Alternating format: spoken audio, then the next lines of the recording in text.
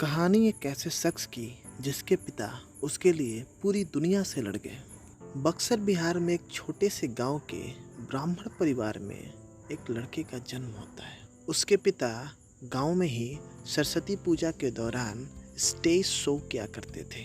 लड़का बचपन से पवन सिंह के गाने गुनगुनाता रहता था। जब पिता को ये बात पता चली तो उन्होंने उसे सरस्वती पूजा वाले स्टेज पे ही एक गाना गाने का मौका दिया। पर सवाल ये था कि एक ब्राह्मण परिवार का लड़का गीत संगीत करेगा।